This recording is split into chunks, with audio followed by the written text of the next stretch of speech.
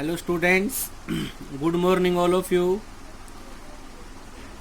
प्यारे विद्यार्थियों, जैसे कि मेरे फर्स्ट अर्थमेटिक प्रोग्रेशन के मेरे लास्ट वीडियो के अंदर मैंने आप लोगों के सामने एक्सरसाइज 5.3 एक्सरसाइज 5.3 में क्वेश्चन नंबर 10 तक का सॉल्यूशन दिया था। सॉल्यूशन नहीं समझाया था उसको।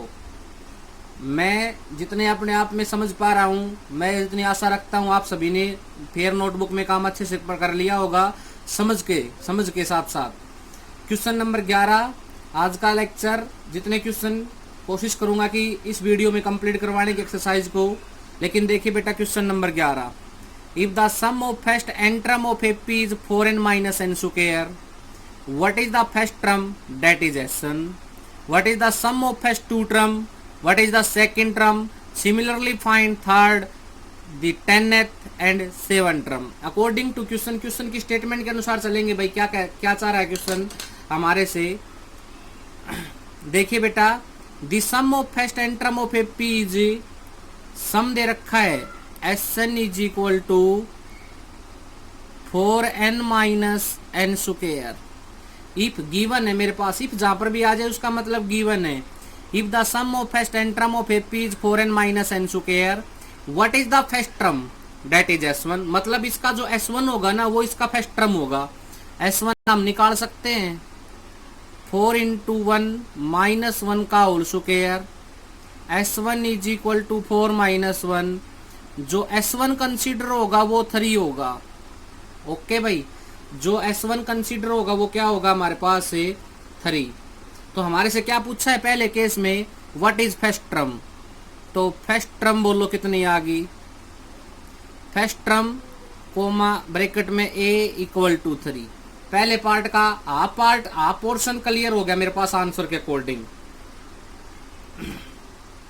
ओके बेटा, अब क्या कहता है, what is first term in S1, what is sum of first two term, what is sum of first two term। तो क्या निकालेंगे भाई यहाँ से हम, हमारे पास S1 तो है, अब हम S2 कंसीडर करेंगे यहाँ से, जहां पर भी 4 into 2 minus 2 का square. S2 is equal to 8 minus 4। तो S2 बोलिए कितना आ गया मेरे पास से, S2 आ गया सर 4। बोलो S1 3 था, S2 4 आ गया। मुझे निकालना क्या है यहाँ से, सेकंड टर्म A2 निकालने का फार्मूला होगा सम की सीरीज में S2 माइनस S1। क्या होगा बेटा फार्मूला, S2 माइनस S1। तो A2 is equal to S2 कितना आया 4, S1 कितना आया 3। आंसर बोलो कितना आया 1। दो पार्ट का आंसर क्लियर भाई, बोलो। देखो बेटा, सबसे पहले क्या निकाला था मैंने, S1 is the A, first term clear होगी। सेकंड पूछा उसने A2 निकालने का formula S2 minus S1, clear हो गया। थर्ड पूछा उसने क्या, आगे पढ़ो क्वेश्चन की स्टेटमेंट है, what is the sum of first two term, what is second term. Second term आपने निकाल दी। Similarly find third, similarly third term निकालो भाई। अब बोलो बेटा थर्ड टर्म क्या होगी। क्या निकालेंगे हम, सबसे पहले S3 4 into 3 माइनस 3 का स्क्वायर। तो S3 होगा भाई मेरे पास से 12 minus 9 इक्वल टू 3। क्या आ गया बोलो मेरे पास से S3। अब A3 निकालना है क्या, A3 बोलो कितना आ जाएगा, A3 आ जाएगा सर S3 माइनस S2।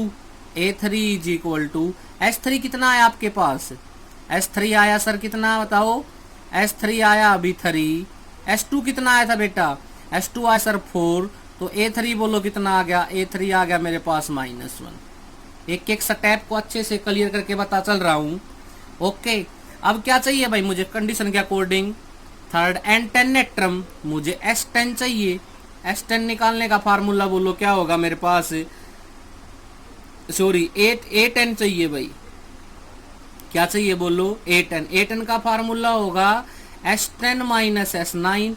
इस कंडीशन के अकॉर्डिंग S10 के अंदर जब मैं 10 पुट करूंगा तो S10 आ जाएगा, 9 पुट करूंगा तो S9 आ जाएगा। ओके, तो ये A10 भी हो जाएगा।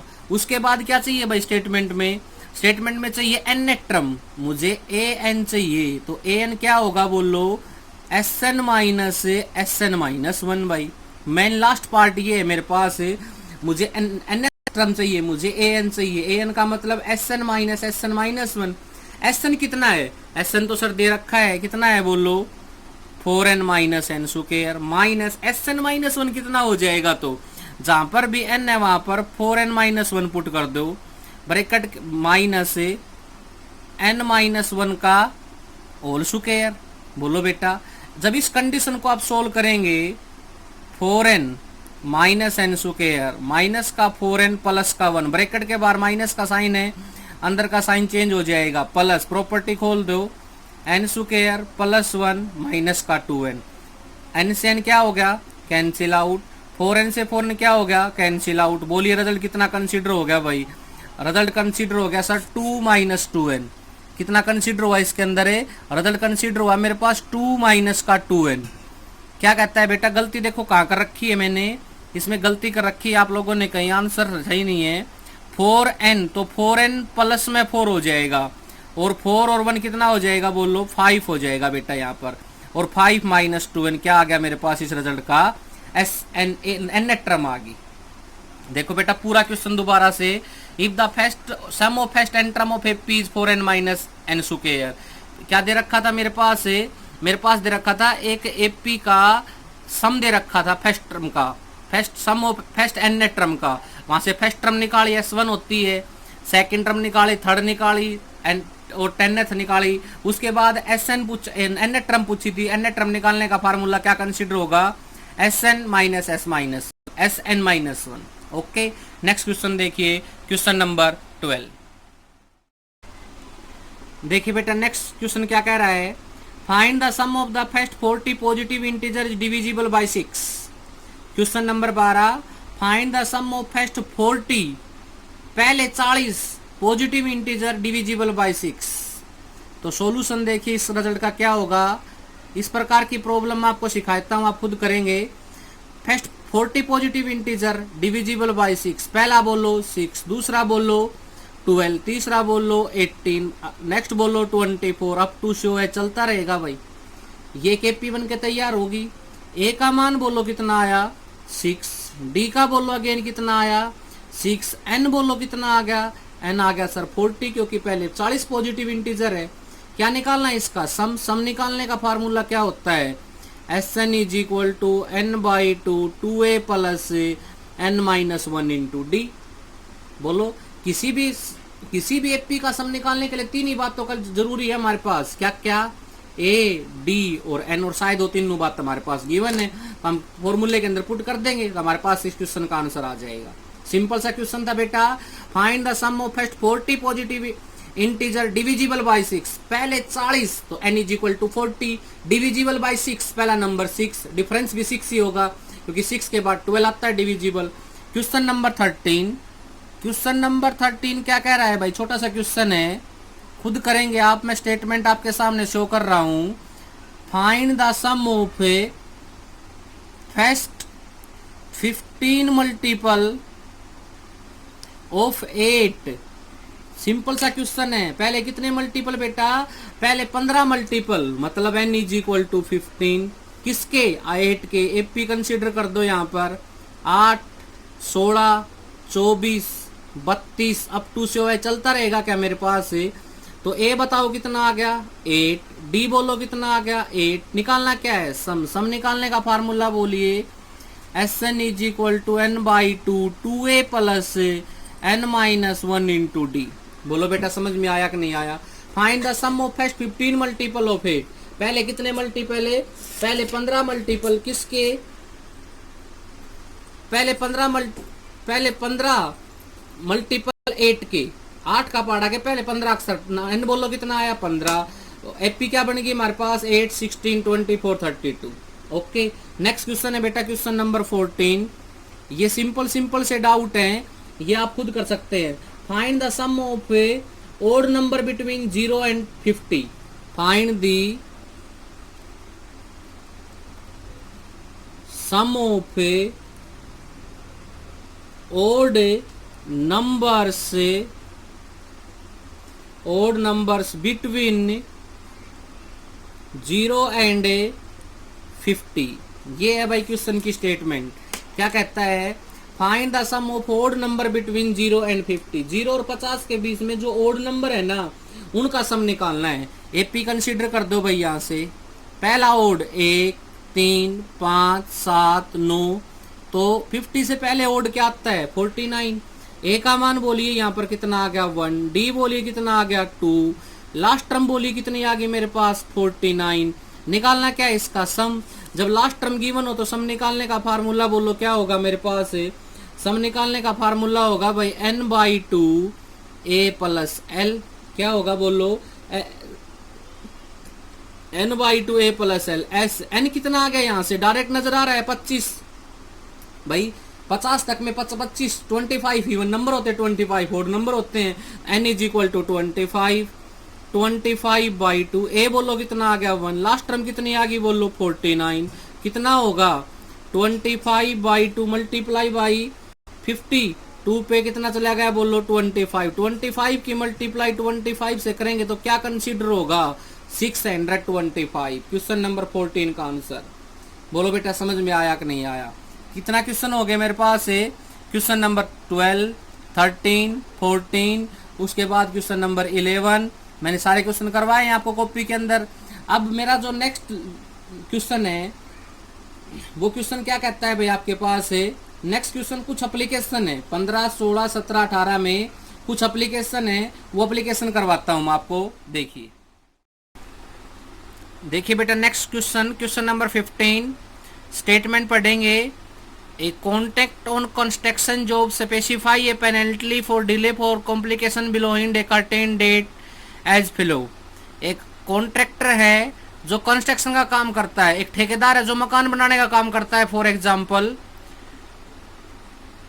वो क्या कहता है भाई, उसका 200 रुपये का चार्ज फर्स्ट डे का रहेगा और 250 रुपये सेकेंड डे, 300 रुपये थर्ड डे। मतलब इस प्रकार से उसका चार्ज डेली के डेली क्या होता रहेगा, बढ़ता रहेगा।